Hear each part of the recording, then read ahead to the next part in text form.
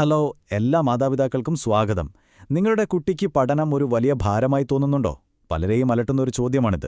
ചില കുട്ടികൾക്ക് എന്തുകൊണ്ടാണ് പഠനം ഇത്ര പ്രയാസകരമാകുന്നതെന്നും അത് നമുക്കെങ്ങനെ തിരിച്ചറിയാമെന്നും നോക്കാം. നിങ്ങളുടെ കുട്ടി പഠനത്തിൽ കുറച്ചൊന്ന് പിന്നോട്ടാണെന്ന് എപ്പോഴെങ്കിലും തോന്നിയിട്ടുണ്ടോ? അങ്ങനെ ഒരു ആശങ്ക നിങ്ങൾക്കുണ്ടെങ്കിൽ നിങ്ങൾ ഒറ്റയ്ക്കല്ല കേട്ടോ. ഇത് വളരെ സാധാരണമാണ്. പക്ഷേ ചില ലളിതമായ സൂചനകൾ നമ്മളൊന്ന് ശ്രദ്ധിച്ചാൽ അവർക്ക് നമ്മുടെ സഹായം ആവശ്യമുണ്ടോ എന്ന് നേരത്തെ തന്നെ തിരിച്ചറിയാൻ പറ്റും. ആ സൂചനകൾ എന്തൊക്കെയാണെന്ന് നോക്കിയാലോ? അപ്പോൾ ആദ്യം തന്നെ നമുക്ക് സ്കൂളിലെ പഠനവുമായി നേരിട്ട് ബന്ധമുള്ള സൂചനകൾ എന്തൊക്കെയാണെന്ന് നോക്കാം. അതായത് വായന, എഴുത്ത്, കണക്ക്, ഈ വിഷയങ്ങളിലൊക്കെ അവർ നേരിടുന്ന പ്രയാസങ്ങൾ എന്തൊക്കെയാണെന്ന് നമുക്ക് കാണാം. പ്രധാനമായും 3 കാര്യങ്ങൾ നമ്മൾ ശ്രദ്ധിക്കണം. ഒന്നാമത്തേത് അക്ഷരങ്ങളും അക്കങ്ങളും തിരിച്ചറിയാനുള്ള ബുദ്ധിമുട്ട്. വായനയുടെയും കണക്കിന്റെയുമൊക്കെ ആദ്യത്തെ പടിയാണല്ലോ ഇത്. രണ്ടാമതായി വായനയിലും എഴുത്തിനുമുള്ള ഒരു വേഗതക്കുറവ്. ഇത് സ്വാഭാവികമായും പാഠങ്ങൾ മനസ്സിലാക്കുന്നതിനെയും പരീക്ഷ എഴുതുന്നതിനെയുമൊക്കെ ബാധിക്കും, അല്ലേ? മൂന്നാമത്തേത് കണക്കിലെ അടിസ്ഥാനപരമായ കാര്യങ്ങളുള്ള പ്രയാസം. സമയം നോക്കാനും ദിശ മനസ്സിലാക്കാനും പൈസയുടെ കണക്ക് കൂട്ടാനുമൊക്കെ ഇതൊരു വെല്ലുവിളിയായി മാറിയേക്കാം.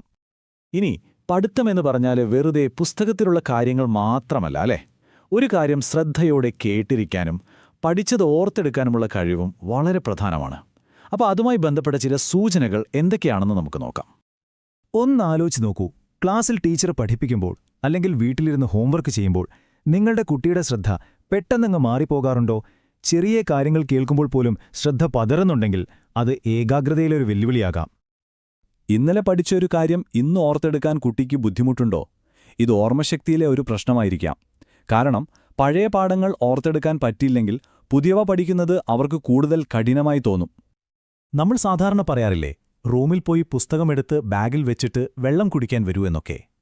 ഇങ്ങനെ ഒന്നിലധികം കാര്യങ്ങൾ ഒരുമിച്ചു പറയുമ്പോൾ അതിൽ 1-2 കാര്യങ്ങൾ മാത്രം ഓർത്തെടുക്കുകയും ബാക്കി മറന്നുപോവുകയും ചെയ്യുന്ന ഒരവസ്ഥയുണ്ടോ? ഇത് സ്കൂളിലും വീട്ടിലും ഒരുപോലെ അവർക്ക് ബുദ്ധിമുട്ടുണ്ടാക്കും. പുസ്തകങ്ങളും മറ്റ് സാധനങ്ങളുമൊക്കെ എപ്പോഴും അലക്ഷ്യമായിട്ടാണോ കാണുന്നത്?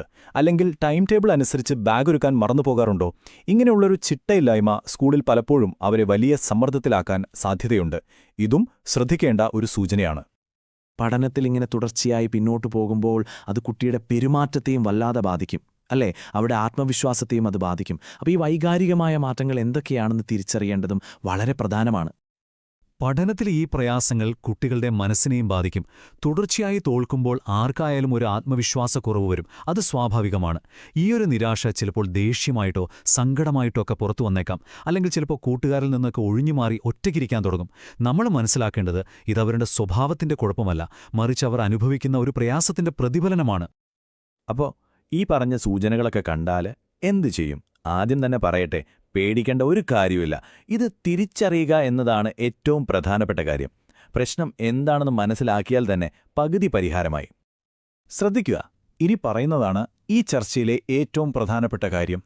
ഈ ലക്ഷണങ്ങളൊക്കെ നിങ്ങളുടെ കുട്ടിയിൽ സ്ഥിരമായി കാണുന്നുണ്ടെങ്കിൽ നമ്മളായിട്ടൊരു നിഗമനത്തിലെത്തരുത്. തീർച്ചയായും ഒരു വിദഗ്ധന്റെ സഹായം തേടണം. കാരണം ശരിയായ സമയത്ത് കിട്ടുന്ന ഒരു ചെറിയ സഹായം മതി അവരുടെ പഠനത്തിലും ഭാവിയിലും വലിയ മാറ്റങ്ങൾ കൊണ്ടുവരാൻ. നമ്മൾ എപ്പോഴും ഓർക്കേണ്ട ഒരു കാര്യമുണ്ട്. ഓരോ കുട്ടിയും വ്യത്യസ്തരാണ്. അവരുടെ കഴിവുകളും അവർ നേരിടുന്ന വെല്ലുവിളികളും നമ്മൾ എത്ര നേരത്തെ തിരിച്ചറിയുന്നോ അതാണ് അവർക്ക് കൊടുക്കാൻ പറ്റുന്ന ഏറ്റവും വലിയ സമ്മാനം. അതവരുടെ കോൺഫിഡൻസ് കൂട്ടും. പഠിത്തം ഒരു ഭാരമല്ലാതെ അവരിഷ്ടപ്പെട്ടു തുടങ്ങും. നിങ്ങളുടെ ശ്രദ്ധയും പിന്തുണയുമാണ് ശരിക്കും അവരുടെ ഏറ്റവും വലിയ ശക്തി.